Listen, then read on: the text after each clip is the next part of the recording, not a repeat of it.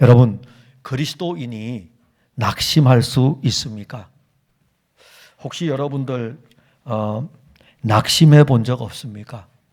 저는 있어요. 저는 낙심해 본 적 있고 요즘도 간헐적으로 낙심할 때가 있습니다. 여러분들이 저를 보고 우리 김 목사는 믿음이 없나 봐. 믿음은 있어요. 믿음이 제가 왜 없습니까? 믿음이 있어요. 그런데 저 낙심할 때가 있고 또 낙심에 처할 때도 있어요. 여러분들도 낙심하죠? 그 낙심이 너무 커서 한숨도 얼마나 큽니까? 우리 다 낙심합니다. 그래서 이제 우리가 낙심할 때에 우린 그렇게 평가하죠. 저 사람은 믿음 없는 사람이다.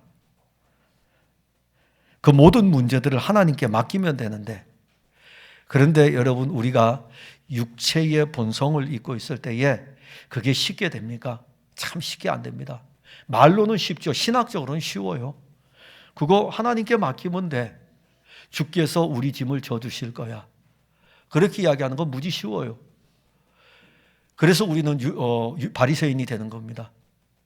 왜냐하면 내 자신은 낙심할 때에 다른 사람이 맡기라 그러면은 넌 아직 내 형편 몰라서 그래, 이렇게 이야기하면서, 내가 이제 좀 회복이 되었을 때 다른 사람을 향해서 그거 주님께 맡기면 돼, 나도 예전에 그랬어, 그렇게 이야기를 합니다. 우리가 낙심할 수 있고, 낙심했을 때에 우리에게 믿음이 없느냐, 그렇게까지 우리가 짚고 넘어가면 안 됩니다. 그리스도를 믿는 믿음이 있음에도 불구하고 우리는 낙심합니다. 그리스도인도 낙심할 수 있어요.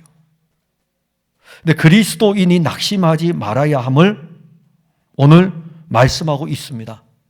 왜 이 말씀을 할까요?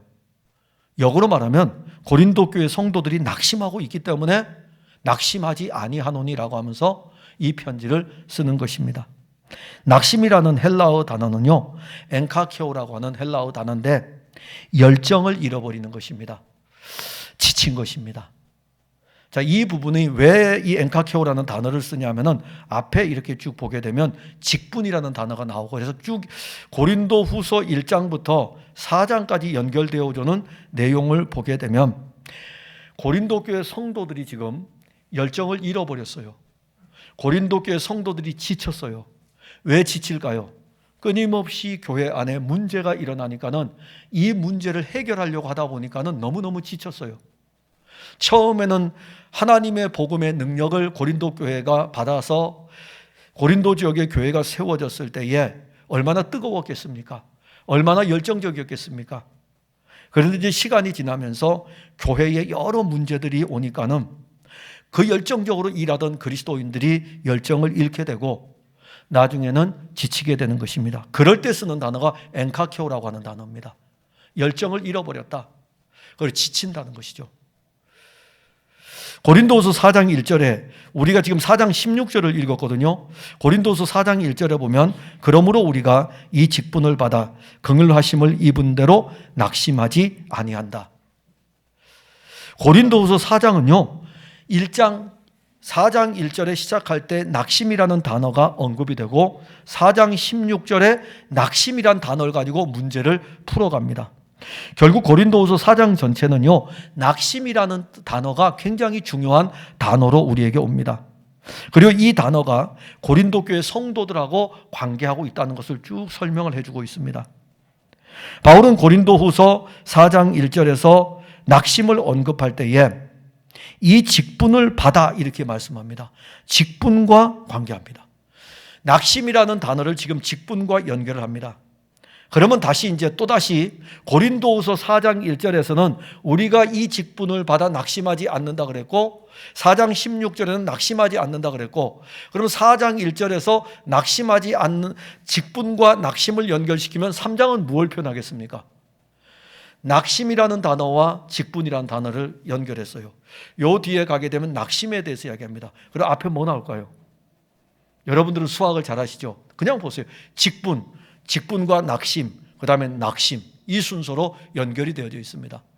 고린도 후서 3장에는 직분에 대한 것이 나오는데 어떤 직분을 이야기하냐면 새 언약의 일꾼으로서 받은 영광스러운 직분이다. 의의 직분이다. 그리스도의 직분이다. 이것을 이야기합니다. 그러니까 고린도 교회 성도들이 교회 공동체 안에 있을 적에 오늘날로 우리가 이야기한다면은 이 직분을 이야기할 적에 목사직 이걸 이야기하는 게 아닙니다. 장로직 이걸 이야기하는 것도 아니고 집사직 이걸 이야기하는 게 아닙니다. 3장을 보게 되면 이 직분을 이야기할 때 영광스러운 직, 의의 직, 즉 우리가 하나님으로부터 받은 이 직이 영광스러운 직이고 의의 직이다. 새 언약의 일꾼으로서 받은 것을 말씀을 합니다. 그러면 이제 고린도후서 4장에 다시 오게 되면 이 직분은 오늘날 우리가 이야기하는 교회에서 받은 어떤 특별한 직분을 이야기하는 것이 아니라 모든 성도들이 갖고 있는 예수 그리스도에 관한 것입니다. 예수 그리스도에 관한 것이고, 그리고 이 직분은 예수 그리스도를 위해서 하는 모든 일과 관계를 합니다. 즉 다시 말한다면 여러분들이 교회에서 어떤 직을 임직받지 않았을지라도 그리스도와 관계된 일을 하는 모든 직을 직분으로 고린도후서 3장에서 말씀을 합니다. 우리가 가진 예수 그리스도는 우리로 하여금 새 언약의 직분을 갖게 하였고 영광스러운 직분을 갖게 하였습니다. 그리고 예수 그리스도를 가진 그리스도인들은 고린도후서 4장 1절과 16절의 말씀처럼 낙심하지 아니하노니, 낙심하지 않는다. 그런데 우리는 낙심하기도 하고 그러합니다. 그래서 이 문제를 우리가 오늘 풀려고 그래요. 우리에게 낙심할 일들이 일어납니다. 그걸 우리가 일단은 인정을 해야 돼요. 16절에 보면 그러므로 우리가 낙심하지 아니하노니 우리의 겉사람은 낡아지나. 여기 겉사람이 나옵니다. 겉사람은 무엇이냐면은 외적인 본성이에요. 외적인 인간을 이야기합니다. 바울이 언급한 겉사람은요, 더 쉽게 말하면은 이 세상에 살다가 마침내 죽어 흙으로 돌아가는 인간의 육체의 삶과 그 모든 과정을 이야기합니다. 그래서 이 겉사람을 이야기할 때 낡아진다. 즉 우리의 겉사람은 계속해가지고 약하여집니다. 그리고 또 우리 겉사람의 낡아짐은 우리의 인생을 사는 동안에 전 인생과 관계를 합니다. 우리의 육체를 이 육체를 벗어서 주의 나라에 이르기 전까지 우리의 겉사람은 우리와 계속 관계를 합니다. 저도 지금 겉사람이 있어요. 여러분들에게도 겉사람이 있습니다. 근데 겉사람은 몸이라고 하는 육체의 피부를 이야기하는 것만이 아니고 우리가 가지고 있는 사상도 겉사람이고 우리가 가지고 있는 감정도 겉사람이고 우리가 가지고 있는 모든 우리의 사상 속에서 이성 속에서 나오는 모든 생각도 겉사람입니다. 그러니까 우리가 겉사람이라고 하니까 육체를 자꾸 생각해요. 아니에요. 이 육체는 우리 겉사람 속에서 나오는 생각을 따라서 행동하는 것입니다. 겉사람 우리 몸일 뿐만이 아니라 우리 생각이기도 하고 우리 이성이기도 합니다. 그래서 이 겉사람이라는 이 말씀을 하면서 겉사람은 육체의 옷을 입고 사는 동안에는 겉사람이 이 육체의 옷을 입고 사는 겉사람이 우리를 덮고 있는 동안에는 이 낙심의 문제는 벗어날 수 없는 문제입니다. 그리스도인일지라도 여전히 우리가 육체의 옷을 입고 있습니다. 그 육체의 옷을 입고 이 겉사람을 가지고 있기 때문에 세상에 사는 동안에 때로는 낙심하기도 하고 절망합니다. 초기 기독교 공동체 성도들은요, 예수를 믿는 그 자체가 힘들었어요. 그런데 우리가 참 놀라운 것은요, 오늘날 성도들은 예수는 그리스도 믿으면 돼 이렇게 하잖아요. 초기 기독교 성도들은 이 말씀을 가까이 할 수는 없었지만, 왜냐하면 그때는 인쇄술이 발달되지 않아가지고 말씀을 가까이 할 수가 없습니다. 다 글로 기록을 해놔야 되기 때문에. 그래서 교회당에, 그것도 큰 교회당에 하나씩 비치해 놓을까? 거의 가정들은 가질 수가 없는 책이 하나님의 말씀입니다. 그런데요, 말씀을 가지고 있지 않지만은 주일날 그들이 모여 예배드릴 때에 항상 그들은 초기 기독교 공동체 성도들의 대표적인 모습 하나가 어디에 나오냐면 베레아 교회 성도에 나옵니다. 이 말씀이 그러한가 날마다 상고하며. 예수가 그리스도입니다 라고 하면은요, 우리는 예수가 그리스도야 이렇게 하잖아요. 초기 기독교 성도들은 예수가 왜 그리스도인데? 예수를 내가 왜 믿어야 되는데? 그들은 이걸 늘 생각해요. 그리고 그것이 그들이 그렇게 고민하고 있을 때에 하나님의 영의 감동을 받을 때 딱 받아들이게 되면요, 그들은 사회적으로 박해를 받아도 종교적으로 박해를 받아도 그냥 믿은 게 아니기 때문에 예수가 왜 그리스도래? 그 그리스도가 왜 나의 구원자래? 이렇게 생각하면서 말씀을 받기 때문에 예수를 믿는 순간 힘든 영적인 삶을 살아갈지라도 종교적 박해가 있고 사회적 박해가 있어도 그들은 그리스도를 떠나지 않았습니다. 예수 그리스도의 복음을 전파하는 사람들도 박해를 받았고 예수 그리스도를 믿는 사람들도 그 시대는 박해를 받았습니다. 바울이 고린도 교회 성도들에게 편지를 쓰면서 먼저 언급하는 것이 뭡니까? 두 번째 편지를 쓸 때에 환난과 위로에 대해서 말씀합니다. 첫 번째 편지와는 좀 달라요. 환난과 위로에 대해서 두 번째 편지에 말씀하면서 그러면서 자기를 이야기합니다. 내가 지금 얼마나 어려운 현실 가운데 처해 있는지를 바울이 언급을 해요. 고린도후서 1장 8절에 보면 형제들아 우리가 아시아에서 당한 환난을 너희가 모르기를 원하지 아니하노니 힘에 겹도록 심한 고난을 당하여 살 소망까지 끊어지고, 지금 바울이 고린도 교회에 두 번째 편지를 보낼 때에 그의 상황을 이야기합니다. 너무너무나 힘들다 이겁니다. 지쳐있고, 그리고 내가 지금 당하고 있는 것은 우리가 일반적으로 육체의 겉모습을, 겉사람을 가지고 생각한다면 살 소망까지 끊어진 그런 상황이다. 그게 바로 고린도후서 1장 8절에 기록한 말씀입니다. 예수 그리스도를 위해서 얼마나 심한 고난을 받았으면 육체를 입은 바울이 살 소망까지 끊어졌다고 하겠습니까? 저 낙심할 때도 있지만은요, 살 소망까지 끊어진 적은 없습니다.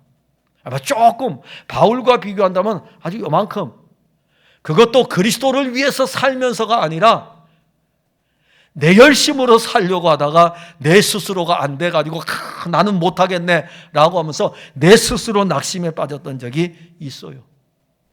아마 여러분들에게도 혹 있을 것입니다. 살 소망까지 끊어진 그러한 상태에서 나오는 것이 원래 낙심입니다. 그러나 바울은 자신이 현재 처한 환경, 비록 살 소망까지 끊어진 상황이지만 그럼에도 낙심하지 않는다. 이게 지금 바울이 편지를 끌고 가는, 하나님의 말씀을 끌고 가는 논지는 그겁니다. 살 소망까지 끊어졌지만 나는 지금 낙심하지 않는다.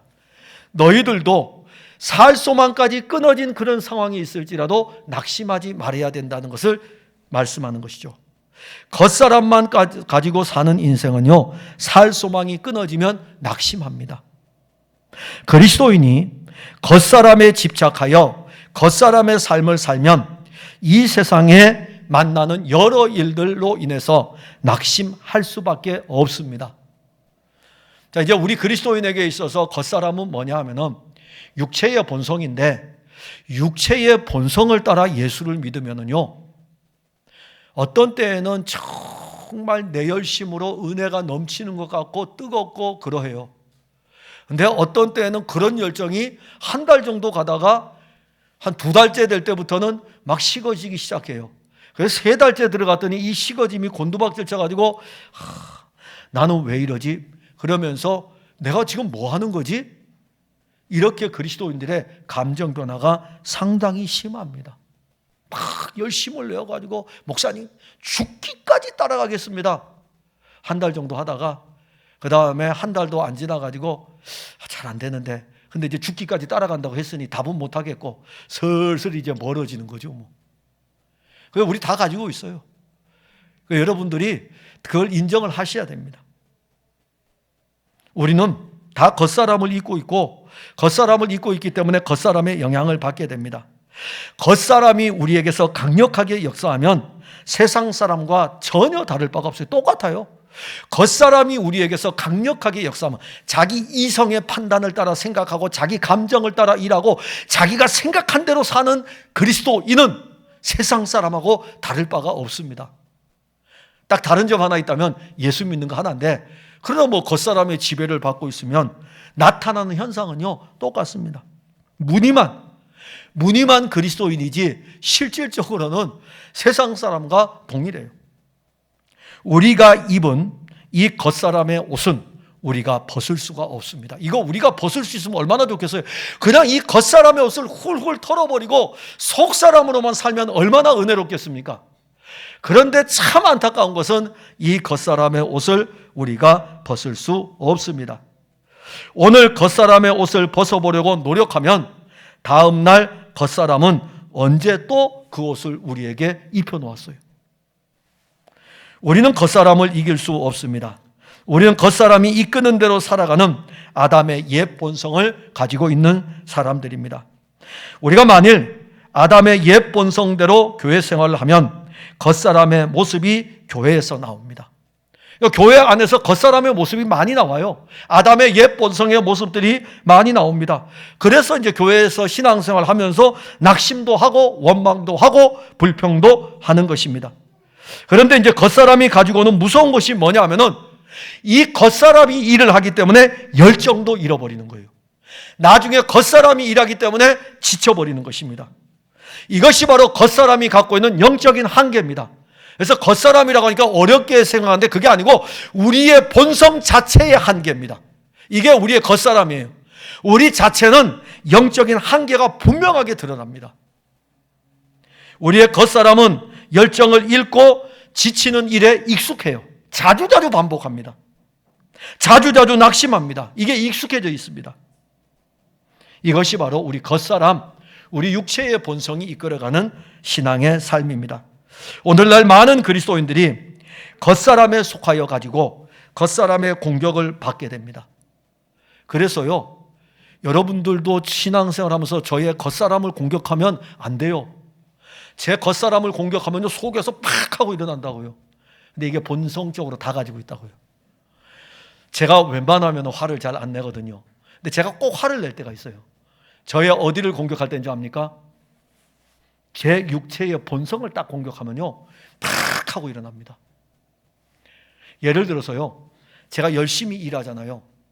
열심히 일하는데 와가지고서 목사님 그것밖에 못해요 딱 그러면요 제 안에서요 본성이 팍 일어나요. 열심히 일했는데 팍 일어나요. 그래가지고 기분도 안 좋고요 별로 안 좋아요. 이게 우리가 가지고 있는 육체의 본성입니다. 근데 이제 우리는 그렇게 생각하죠. 내가 열심히 주의 일을 하고 있었는데 이렇게 생각하죠. 아닙니다. 그 열심히 우리가 육체의 본성을 따라 일할 수가 있다는 것을 말씀을 드리는 것입니다. 그래서 나중에는 스스로 낙심하고 영적으로 지쳐버리고 그러합니다. 우리가 겉사람을 입고 있는 이상 우리는 이 지배를 받을 수밖에 없습니다. 우리가 낙심하는 것은 우리가 그리스도를 믿지 않기 때문이 아니라 우리의 겉사람이 우리를 계속 붙들고 있기 때문입니다. 그러면 낙심하지 않으려면 16절에서 우리에게 무엇을 이야기합니까? 우리의 속사람이 매일마다 새로워야 된다. 아주 쉬워요. 16절에 보면 그러므로 우리가 낙심하지 아니하노니 우리의 겉사람은 낡아지나 우리의 속사람은 날로 새롭도다. 여기서 속사람은 누굽니까 그럼? 속사람은 그리스도 안에 있는 새로운 피조물입니다. 고린도후서 5장 17절, 다음에 이제 5장으로 넘어가죠. 5장으로 넘어가게 되면은 속사람에 대해서 이야기합니다. 그런즉 누구든지 그리스도 안에 있으면 새로운 피조물이라. 자, 앞에서 언급했습니다. 직분에 대해서 1장에서는 환난에 대해서 언급하면서 위로를 언급합니다. 쭉 넘어오다가 영광스러운 직에 대해서 이야기하죠. 영광스러운 직에 이야기하면서 그 다음에 우리에게 낙심에 대해서 이야기합니다. 낙심에 대해서 이야기할 때 겉사람과 속사람을 같이 비교해요. 그리고 5장에 와서는 우리에게 우리가 속사람으로 날로 새로워지는데 5장에서 우리는 그리스도 안에 있는 새로운 피조물이다. 세상 사람하고는 다르죠. 세상 사람들과 똑같은 겉사람을 가지고 있지만은 우리는 그들하고 다른 뭐가 있는데 그것은 그리스도 안에 있는 새로운 피조물. 이게 바로 속사람입니다. 아담의 옛 본성, 타락한 본성, 하나님을 거역하는 본성이 새로운 피조물로 새롭게 출생하는, 즉 옛 본성 안에서 새롭게 우리는 출생을 하는데 그것이 바로 속사람입니다. 골로새서 3장 10절에 보면 그 사람을 새 사람이다 이렇게 이야기해요. 아주 쉽죠. 옛사람과 새사람, 새로운 사람입니다. 새로운 사람을 입었다 이렇게 말씀합니다. 겉사람이었었는데 새 사람을 입었습니다. 이는 자기를 창조하신 이의 형상을 따라 지식에까지 새롭게 하심을 입은 자니라. 즉 예수 그리스도로 말미암아 새 사람을 입었는데 이 새 사람은 지식에까지, 즉 예전에는 자기 지식으로 살았는데 새 사람을 입은 순간 이 지식에까지 사람이 새 사람이 된 것입니다. 그걸 지금 골로새 교회에 편지를 쓰면서 또 말씀합니다. 옛사람은 아담의 본성을 가진 사람이고 새 사람은 그리스도의 본성을 가진 사람입니다. 옛사람은 우리 안에서 늘 하나님을 거역합니다. 옛사람은 하나님이 이루신 구원을 자기의 의로 대체하려고 합니다. 그래서 교회를 다니는 성도들이요, 이 두 사이에 계속 끼어 있어요. 어떤 성도는 새 사람으로 사는 성도가 있고 어떤 사람은 새 사람을 입었는데 옛 사람으로 사는 사람이 있습니다. 그 새 사람을 입었는데 옛 사람으로 사는 사람은 자기 의로 사는 사람이고 새 사람을 입고 새 사람으로 사는 사람은 그리스도의 의로 사는 사람입니다.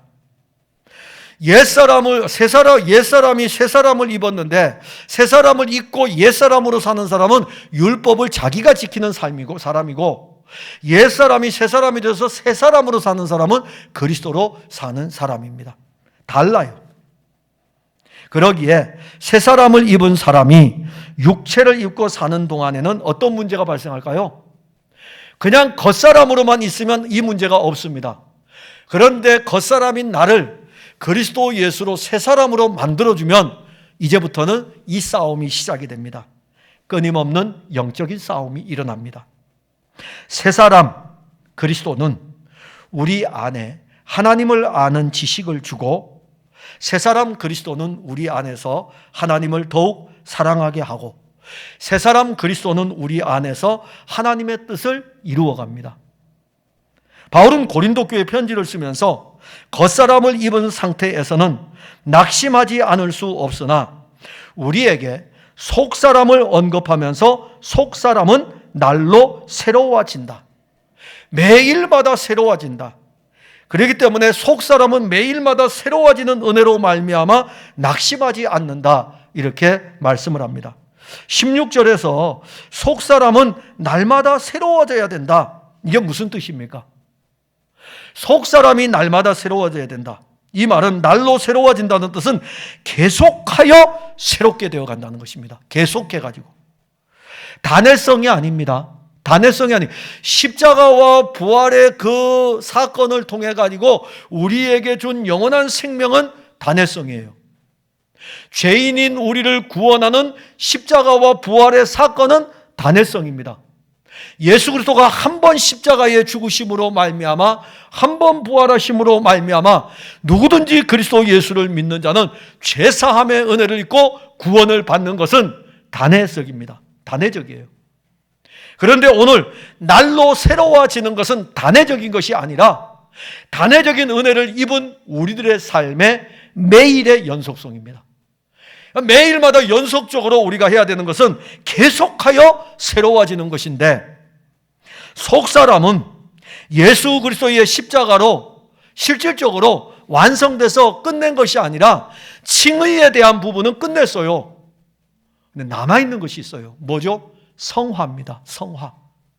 그래서 이 성화의 부분에서는 날로 새로워지는 날마다 우리 안에서 그리스도의 생명이 있으니까 이 그리스도의 생명이 자라가는 것이죠. 어디까지 자라갑니까? 그리스도의 장성한 분량에까지 자라가는 거예요. 내가 자라가는 거 아닙니다. 내 안에 그리스도가 출생을 하셨잖아요. 그게 중생 아닙니까? 내 안에 그리스도가 출생을 하셨어요. 내 안에 하나님의 영이 그리스도를 넣어가지고 그리스도의 생명이 내 안에 있다고요. 내 안에 있는 그리스도가 어디까지 자라가야 된다고요? 그리스도의 장성한 분량에까지 자라가야 돼요. 우리가 예수를 믿는 것은 이제 첫 출발을 한 것입니다. 이 첫 출발을 해가지고 그리스도의 장성한 분량에까지 자라가는 데는 날마다 새로워짐으로 말미암아 자라가는 은혜인 것입니다. 이것이 성화예요. 지난주에도 제가 성화에 대해서 잠깐 언급을 했습니다. 바울이 고린도 교회 성도들에게 우리가 낙심하지 않는다라고 이렇게 말씀하고 있는데, 바울과 이 고린도 후서를 보면 바울과 실로아노와 디모데가요, 예수 그리스도를 위해서 엄청난 고난을 받았습니다. 살 소망까지 끊어질 정도로 심한 고난을 받았습니다. 그럼에도 그들은 낙심하지 않는다고 합니다. 왜 그러냐면 그들에게는 겉사람과 비교할 수 없는 속사람이 있고, 이 속사람이 예수를 믿는다에 그친 것이 아니라 그 속사람이 날마다 그리스도로 새로워지고 있는 은혜를 날마다 체험하고 있기 때문에 매일매일의 삶 속에서 죽을 고비가 올지라도 매일매일마다 그리스도로 새로워지고 있기 때문에 속사람을 이기는 것입니다. 겉사람을 이기는 것이죠. 그럼 날마다 속사람이 새로워질 수 있습니까? 오늘날 그리스도인들에게 가장 필요한 것은 이제는 예수를 그리스도로 믿는 믿음에서 한 걸음 더 나아가 영적인 진보가 있어야 합니다. 많은 그리스도인들이 예수 그리스도의 십자가와 부활을 믿고 예수께서 그리스도이심을 믿는 믿음에 머물러 있습니다. 많은 그리스도인들이 거기 머물러 있어요. 의인인 것은 당연합니다. 구원받는 거 당연합니다. 믿음으로 말미암아 천국 가는 거 당연합니다. 하나님께서 그의 아들 그리스도를 우리에게 주심은 하나님의 아들이 육신을 입고 십자가에 달려 죽으시고 사흘 만에 부활하신 것을 믿을 뿐 아니라 부활하신 영원한 생명이신 주 예수의 생명으로 이 세상을 우리로 하여금 예수님이 사셨던 33년을 살게 하시는 것입니다. 아니, 예수님이 우리를 구원하셨으면 왜 33년을 살게 주님 당신이 살았던 그 인생을 우리에게 남겨두셨을까요? 예수 믿고 구원받았으면 죄 많은 이 세상 떠나고 등지고 주님 우리를 건져가야 될 걸, 가면 좋을 텐데, 그러면 여기 예수 믿을 사람 없을걸요? 콘스탄티누스 황제처럼요, 그 콘스탄티누스 황제가 기독교를 313년에 로마 제국에서 공식 종교로 선포를 했어요. 그래서 박해가 없어졌어요. 얼마나 대단한 왕입니까? 디오클레티아누스 황제가 빼앗았던 모든 교회의 재산들을 다 돌려주었습니다. 그리고요, 일요일을 휴일로 선포해가지고 예배가 바뀌도록 그렇게까지 했어요. 그런데 이분이요, 세례를 안 받아요. 당시의 세례의 개념을 아셔야 돼요. 오늘날은 세례 받으면 예수 믿습니까? 그러면 세례 받으시면 됩니다. 그래서 세례 준다고요.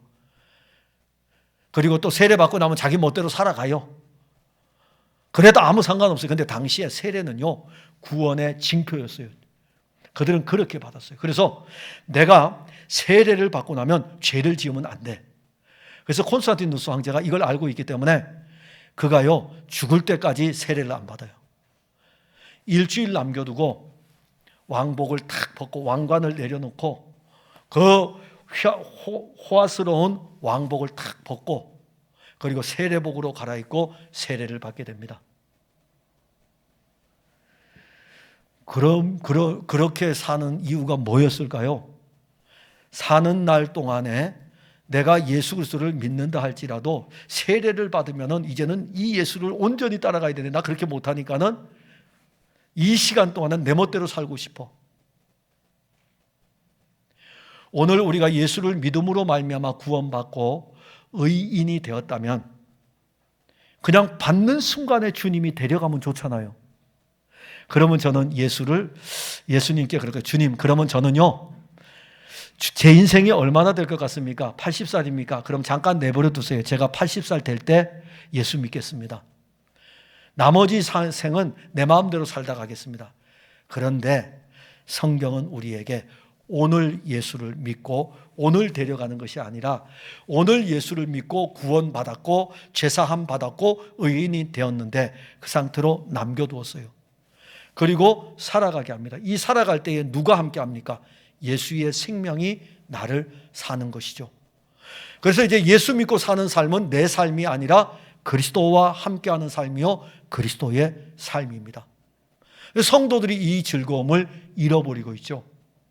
이것을 잃어버리고 살기 때문에 지금 바울이 언급하고 있는 이 내용은요, 로마 교회 편지를 보낼 때도 복음에는 하나님의 의가 나타나서 믿음으로 믿음에 이르게 하나니, 믿음으로만 머물지 말고 믿음으로 믿음에 이르게 하는 영적인 진보를 우리에게 말씀을 합니다.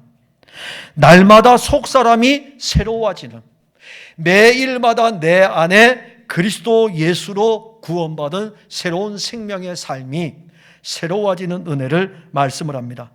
그러면 어떻게 하면은 우리의 속사람이 새로워지겠습니까? 바울이 지금 그랬잖아요. 4장 16절에 기록하기를 우리의 겉사람은 낡아지나 우리의 속사람은 날로 새로워지도다. 그냥 가만히 있으면 새로워진다고 언급한 것이 아니고 우리의 속사람이 날로 새로워지는 것에 대해서 언급하는데, 사실 우리 안에 속사람의 은혜를 주신 분이 계십니다. 그분이 바로 하나님의 영이에요. 십자가에 달려 죽으시고 부활하신 그 사건을 우리 안에 이루어지게 하신 분은 누구냐면 예수가 아닙니다. 예수는 십자가에 죽으시고 부활하신 것이고, 죽으시고 부활하신 이것이 우리 안에 이루어지게 하신 분은 성령이 하신 것입니다. 성령이 우리 안에 이것을 이루어줬어요. 그러면 이것을 믿도록 한 것도 하나님의 영이고, 그럼 우리 속사람의 은혜를 입은 것은 결국 하나님의 영이 하신 거기 때문에 우리는 누구를 의지해야 되냐면 성령을 전적으로 의지해야 됩니다. 성령을. 요한복음 3장 5절과 7절에 보면 예수께서 대답하시되 진실로 진실로 내게 이르노니 사람이 물과 성령으로 나지 아니하면 하나님의 나라에 들어갈 수 없느니라. 육으로 난 것은 육이요 영으로 난 것은 영이니 내가 내게 거듭나야 하겠다는 말을 놀랍게 여기지 말라. 영으로 난 것은 영이다. 지금 이 니고데모가 육으로 났어요. 영으로 나지를 않았어요. 그래서 영으로 나야 될 것을 말씀을 합니다. 우리는 육으로도 났고 우리는 영으로도 났습니다. 그래서 우리에게 영으로 났다는 것은 우리 안에 속사람이 있다는 것이고 예수의 사람이 있다는 것이고 새 사람이 우리에게 있다는 것입니다. 우리에게 이러한 속사람을 주신 것은 성령이십니다. 그러기에 그 영이, 하나님의 영이 누구의 영을 붙들고 있냐면 우리의 영을 붙들고 있습니다. 속사람은 내가 노력해서 변화되거나 잘할 수 있는 것이 아닙니다. 내가 노력해서, 예를 들어 가지고 속사람이 내가 노력해서 얻었다면 속사람의 변화도 내가 노력하면 변화가 될 수가 있을 거예요. 그러나 이 속사람의 출생은 나로부터 시작된 것이 아니라 하나님의 영으로부터 시작됐기 때문에 이 속사람의 변화는 내가 노력해서 변화되는 것도 아니고 내가 노력해서 잘할 수 있는 것도 아닙니다. 우리의 겉사람은요, 음식을 먹고 운동을 하면 건강해지고 튼튼해집니다. 그래서 여러분들 요즘 보니까 좀 우리 교회도 2부 예배드리지만 음식점을 보니까는 사람들이 이제 많더라고요. 지역화폐 쓰시느라고 여러분들 수고하시죠. 예, 뭐 가까운 게 뭐 음식점이니까는 음식점에 가서 음식을 드실 것입니다. 왜요? 건강해야 되니까. 그 다음에 음식만 먹고 운동 안 하면 비만해지니까 뭘 해야 돼요? 운동도 하고 체력도 기릅니다. 이것이 바로 우리의 겉사람이 건강해지기 위해 사는 겁니다.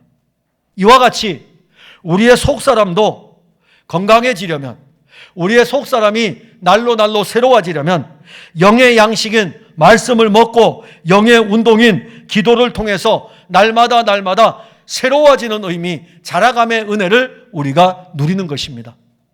근데 오늘날 우리 성도들이요, 기도를 안 하죠.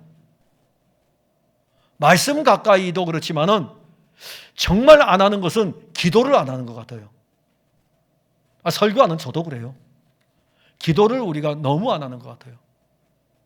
저는 이제 곰곰이 생각하면서 담임 목사가 돼서 이렇게 기도 안 하는데 교회가 될까? 그런 생각 많이 해요. 어떤 의미에서냐면은 제가 지금 설교를 하고 있습니다. 저 설교 원고 작성해서 하죠, 그죠? 오늘도 원고 올라가 있는데 이거 작성을 하려고 저도 성경을 읽겠죠. 근데 참 놀라운 것은요, 기도하지 않고는요 어느 누구도 이 설교를 받을 수가 없어요. 근데 저는 착각 속에 빠지고 있어요. 내가 설교를 잘 작성하면 교인들이 설교를 잘 듣고 이해할 거라고. 거기까지예요. 이해해서 뭐합니까? 영이 살아야죠.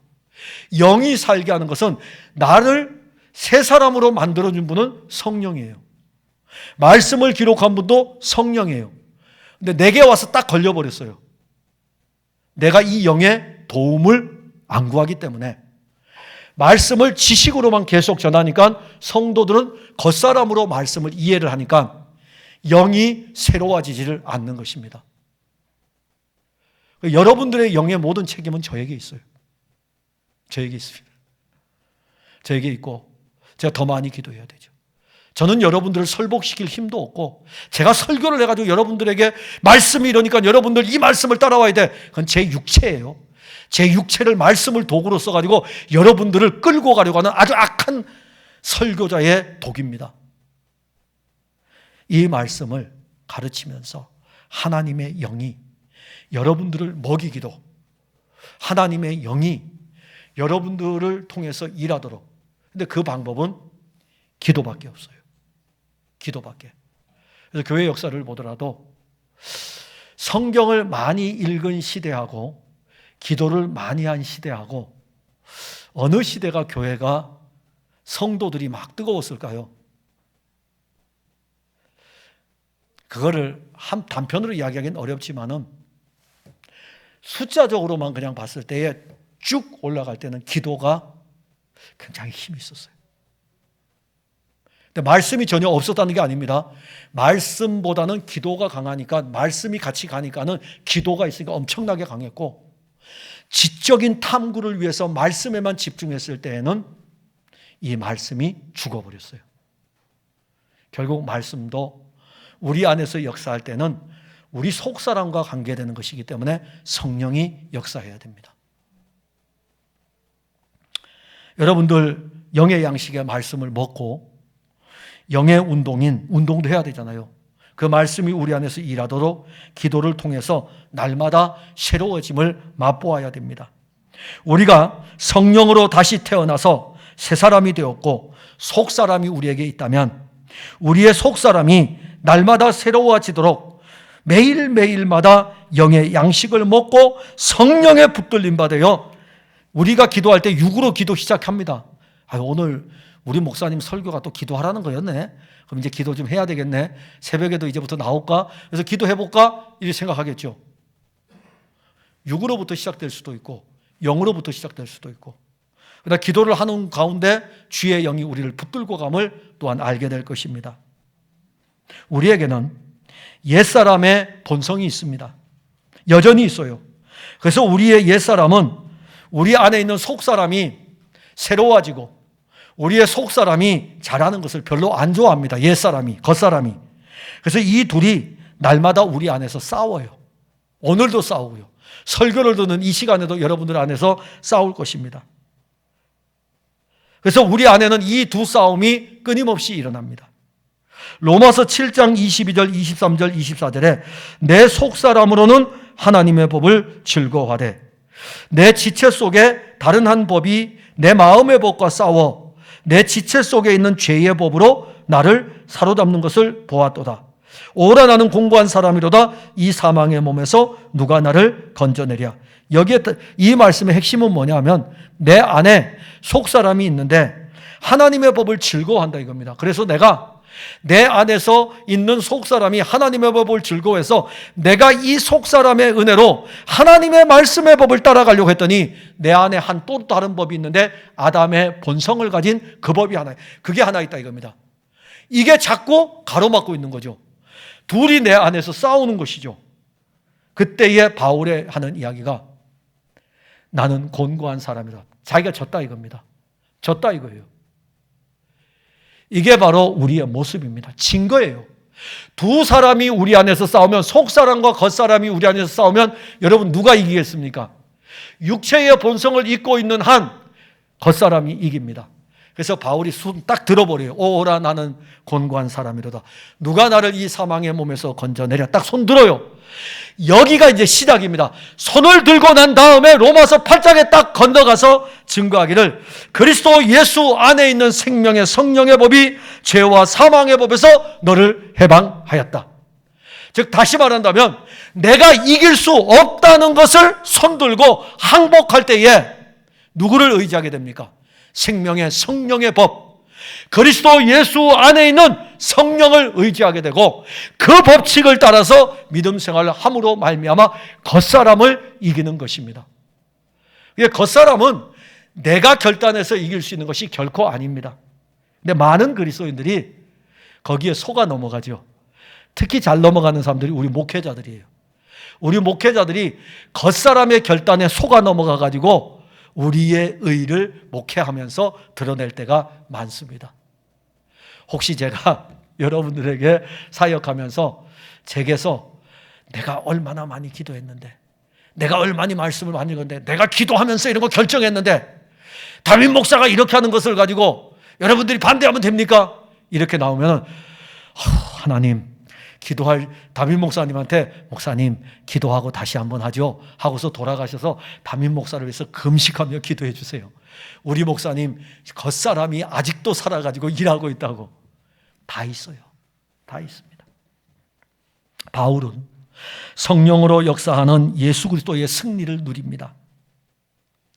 바울에게서는 이것이 날마다 있었고, 바울에게서는 이것이 날마다 새로웠고, 바울은 예수 그리스도로 살아가는 삶이 날마다 되어졌고, 예수 그리스도 속사람, 예수 안에서 새 생명을 얻은 승리의 이 기쁨이 그에게는 은혜였기 때문에, 그래서 그가 고백하기를 나의 나된 것은 하나님의 은혜입니다. 날마다 새로워지는 속사람을 겉사람은 이길 수가 없습니다. 십자가에 달려 죽으시고 부활하신 예수를 믿는 믿음은 겉사람이 계속 공격하면 속사람이 딱 넘어져요. 그러나 이 예수가 승리한 이 믿음이 그의 영으로 우리 안에서 우리의 속사람을 이끌어갈 때에는 매일마다 이 영이 이 겉사람을 넉넉히 이깁니다. 사랑하는 성도 여러분, 우리가 그리스도인일지라도 우리의 겉사람이 우리 안에서 일하면 우리는 여러 일들로 인하여 늘 낙심하고 열정도 식어버리고 나중에는 절망하게 됩니다. 그러나 우리의 속사람이 날마다 새로워지면 우리 속사람의 힘이 겉사람의 후패함을 넉넉히 이깁니다. 우리의 겉사람은 타락한 아담의 옛 본성입니다. 그러나 둘째 아담으로 우리에게 오셔서 우리의 맏아들이 되신 하나님의 아들 예수 그리스도는 우리에게 새 생명을 주었습니다. 성령으로 거듭나게 하셨습니다.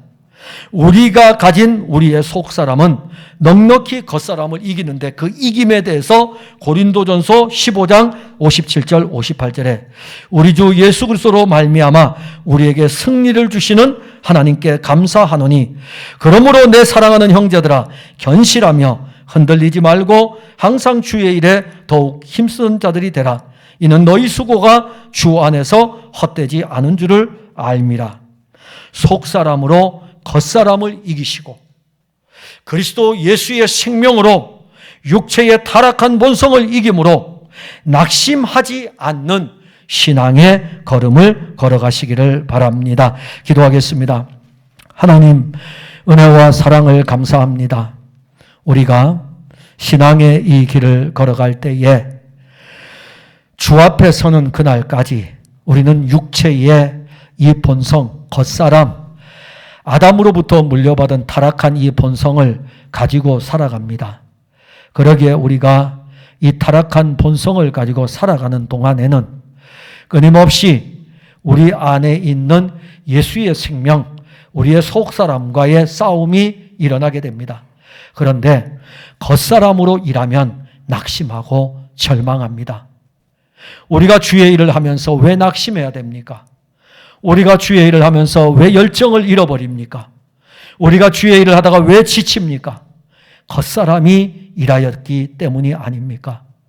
사랑하는 모든 성도들을 도와주셔서 저들 안에 속사람이 있는 것을 알게 하시고 예수 그리스도의 생명, 예수 그리스도로 거듭남, 그 은혜, 새 사람의 삶, 예수의 삶, 이 삶이 날마다 새로워져 겉사람을 이기게 하시고 속사람으로 사는 삶의 즐거움, 어떠한 상황에서 낙심하지 않는 이 놀라운 은혜가 속사람이신 그리스도 예수의 생명, 그 은혜로 우리에게 계속해서 공급되기를 원합니다.